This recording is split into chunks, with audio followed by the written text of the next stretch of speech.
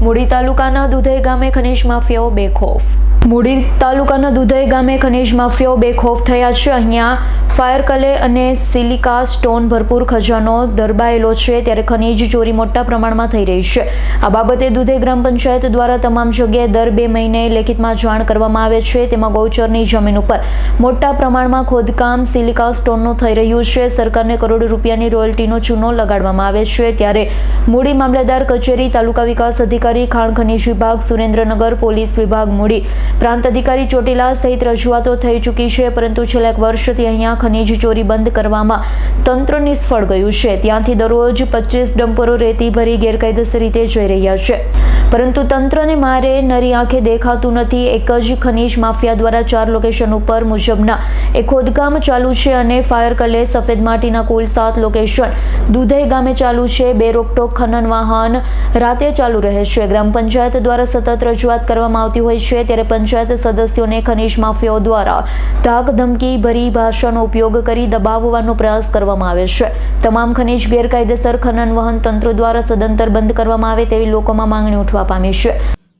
મૂળી તાલુકાના દુધઈ ગામે જે અત્યારે મોટા પ્રમાણમાં સિલિકા સ્ટોન, સિલિકા સેન્ડ અને ફાયર ક્લે અને સફેદ માટીના મુખ્યત્વે ખનિજ સંપદાઓથી ભરપૂર છે, ત્યારે છેલ્લા 1 વર્ષથી અહીંયા જે છે ખનિજ ખોદકામ છે એ ખનિજ ખોદકામ બંધ થતું નથી કે તંત્ર બંધ કરાવતું નથી। અમે ગ્રામ પંચાયત દ્વારા અનેક વખત રજૂઆતો કરી છે આ બાબતે, અને દર 2 મહિને અમે રજૂઆતો કરતા હોય છે।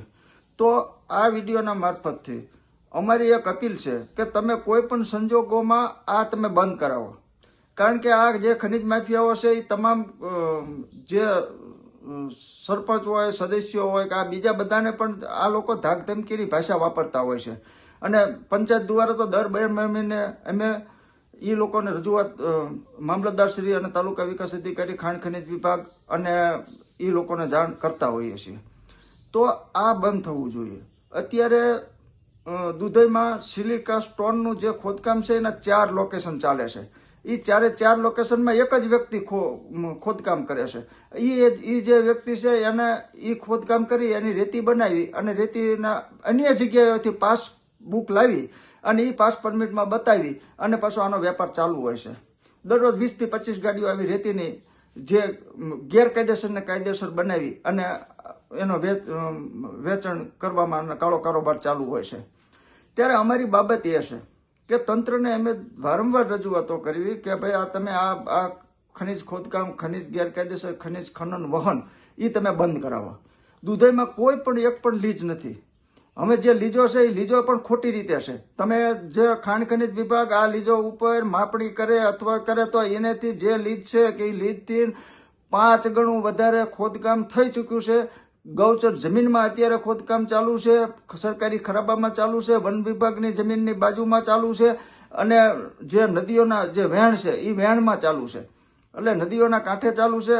તો તમામને જે તંત્ર છે, પોલીસ તંત્ર હોય તો ભલે, મામલતદાર હોય તો ભલે, તાલુકા વિકાસ અધિકારી હોય તો, ચોટીલા પ્રાંત હોય તો, કે જે પણ છે એમાં હું દુધઈથી જે દુધઈમાં ખનિજ ખોદકામ ચાલુ છે એ ચાલુ સદંતર બંધ કરાવવા માટે થઈ અને જે તંત્રને જરૂર પડશે અને જે ગ્રામ પંચાયતના લેટર પેડની જરૂર પડશે તો એ અમે આપવા તૈયાર છીએ। અને તમને સ્થળ ઉપર જઈ અને તમને આ બધા લોકેશનો હું રામકુભાઈ કરપડા તમને બતાવું। તમે એ લોકોને સદંતર તમે બંધ કરાવો। આજ દિન સુધી બંધ થયું નથી।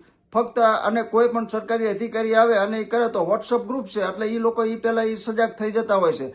તો હું તમને કહું છું કે તમારે જ્યારે મારી તંત્રને જરૂર પડે તો હું તંત્ર સાથે છું, અને મારે આ દુધઈ ગામે જે ખનિજ ખોદકામ, ખનન વહન ગેરકાયદેસર ચાલુ છે એને મારે સદંતર બંધ કરાવવું છે। અને તમારે બધા લોકેશન, કેટલા ઠેકાણે માટી, 7 લોકેશન સફેદ માટીના છે, 4 લોકેશન આ સિલિકા સેન્ડના છે કે જે એનું ખોદકામ જે થયું છે। બધા ખાડાઓ જે છે 10-10 ફૂટના 150 બાય 150ના ખાડાઓ થઈને કરોડો રૂપિયાની જે સરકારને રોયલ્ટીનો ચોરી થઈ છે।